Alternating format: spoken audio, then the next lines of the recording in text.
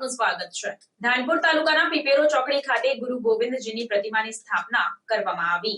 દાહોદ જિલ્લાના ધાનપુર તાલુકાના પીપેરો ચોકડી ખાતે આદિવાસી સમાજના ભગવાન એવા ગુરુ ગોવિંદજીની પ્રતિમાનું ગુજરાત, રાજસ્થાન અને મધ્યપ્રદેશ રાજ્યમાંથી આવેલા આદિવાસી આગેવાનોની ઉપસ્થિતિમાં ગુરુ ગોવિંદજીની પ્રતિમાની સ્થાપના કરી સમાજના આગેવાનોએ આદિવાસી સમાજના લોકોને હવે એકજૂથ થવા અપીલ કરી હતી।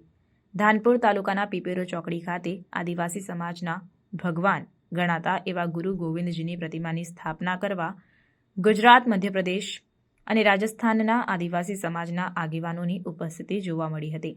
સમગ્ર દાહોદ જિલ્લાના આદિવાસી સમાજના લોકો ડીજે અને પરંપરાગત ઢોલ સાથે પીપેરો ચોકડી ખાતે મોટી સંખ્યામાં ભેગા થયા હતા અને આદિવાસી સમાજના ધર્મગુરુ ગોવિંદજીની પ્રતિમાની પીપેરો ચોક ખાતે વિધિવત સ્થાપના કરવામાં આવી હતી અને આ પ્રતિમાની જાળવણી અને પૂજન અર્ચન, ભજન, કીર્તન કરવા સૌ આદિવાસીઓ સમાજના ભાઈઓ અને બહેનોને અપીલ કરવામાં આવી હતી। ધાનપુરના પીપેરો ચોકડી મુકામે એવા આદિવાસીઓના સંત જે અંગ્રેજો સામે આંદોલન માટે આદિવાસીઓને તૈયાર કર્યા હતા, આજે અમે તમામ આદિવાસીઓ રાજસ્થાન, MP, મહારાષ્ટ્ર અને ગુજરાતના તમામ આદિવાસીઓ ટ્રાઇબલ બેલ્ટમાંથી ભેગા થઈ અને આજે ગુરુ ગોવિંદનું સ્ટેચ્યુ અહીંયા મૂકવાના છે। ગુરુ ગોવિંદનું અહીંયા આજે રોજ બારિયા પીપરી ચોકડી મુકામે ગુરુ ગોવિંદનું સ્ટેચ્યુ મૂકવાનું છે।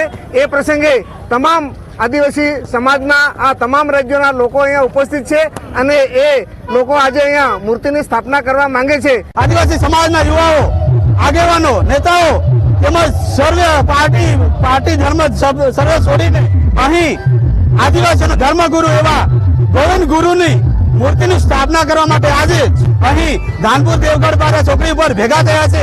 ત્યારે આજે ધાનપુર દેવગઢ બારા ચોકડી પર ગોવિંદ ગુરુનું સ્ટેચ્યુ તો મૂકવાના છે।